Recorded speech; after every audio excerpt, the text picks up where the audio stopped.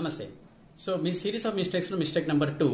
So మనం file చేసిన return 26 AS and AIS mismatch ఉంటాం. 26 ఏఎస్లో మీకు బ్రాడ్గా వేరే సోర్స్ ఆఫ్ ఇన్కమ్స్ నుంచి టీడీఎస్ ఉంటుంది and payment of taxes and refunds ఉంటుంది. ఏఐఎస్లో savings account, fixed deposits, RD, banks, post office, societies నుంచి వచ్చిన ఇంట్రెస్ట్ ఉంటుంది, డివిడెండ్స్ ఉంటాయి, sale and purchase of mutual funds and shares కూడా ఉంటుంది.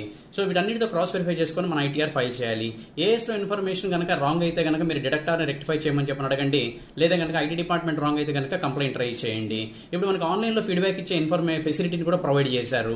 26 ఏఎస్కి ఏఐఎస్కి మిస్ మ్యాచ్ ఉంటే కనుక 26 ఏఎస్ రియలై అవ్వండి, ఏఐఎస్ని ఇగ్నోర్ చేయండి.